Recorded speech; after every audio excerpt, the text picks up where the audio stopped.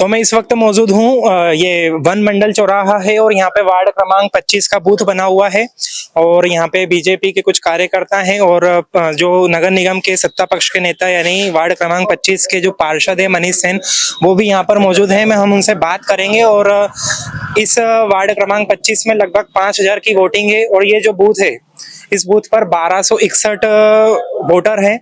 हम उनसे बातचीत करेंगे और देखेंगे बीजेपी की स्थिति इस बूथ पर और इस वार्ड क्रमांक 25 में क्या है।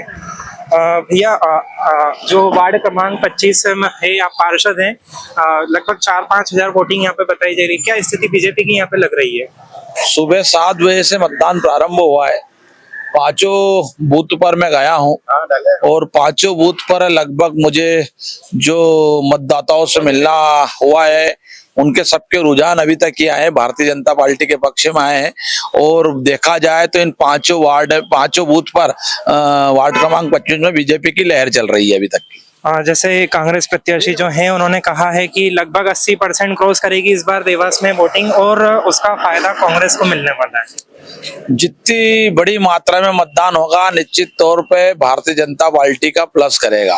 भारतीय जनता पार्टी का जब मतदान अच्छा हुआ, भारतीय जनता पार्टी हजारों से जीती है। इसके अलावा जैसे यहाँ पर हम बात कर रहे थे कुछ जो मतदाता हैं वो मतलब गवर्नमेंट से सेटिस्फाई नहीं है, मतलब कुछ लोगों का कहना है कि भ्रष्टाचार के अलावा महंगाई एक मुद्दा बन रहा है। ऐसा कुछ भी नहीं है, ये षड्यंत्र है कुछ लोगों का।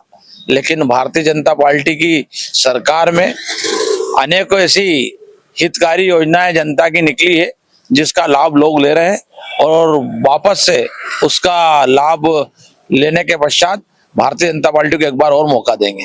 कांग्रेस प्रत्याशी ने कल एक और आरोप लगाया था कि बावड़िया क्षेत्र में भारतीय जनता पार्टी के जो प्रत्याशी है उनके समर्थकों द्वारा पैसा बांटा गया है।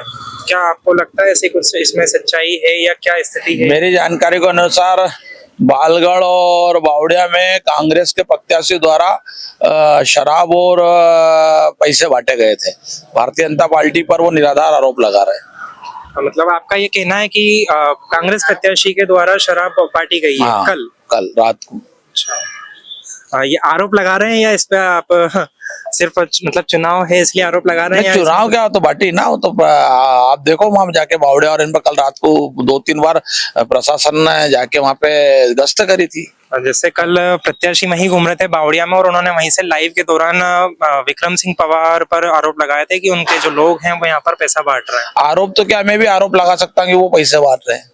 आरोप का क्या है, कुछ प्रूफ हो तो बताएं। अच्छा, ऐसे ओवरऑल स्थिति देवास विधानसभा की आपको क्या लग रही है? भारतीय जनता पार्टी वर्तमान में देवास जिले में जीतती आई थी और इस बार भी 51,000 से प्लस में भारतीय जनता पार्टी पुनः देवास में भारतीय जनता पार्टी राजमाता जी विजय होगी। जैसे 5 सीट आई। वार्ड 25 जो है आपका, इसके अंदर लगभग 5000 की वोटिंग है। अभी तक कितनी वोटिंग यहाँ पर हो गई है, कुछ इसका डेटा? अभी वर्तमान में शुरू रुझान के अंतर्गत हमने जो पोलिंग लिया था 500 प्लस के समथिंग आई। 500 वोटिंग हो चुकी है।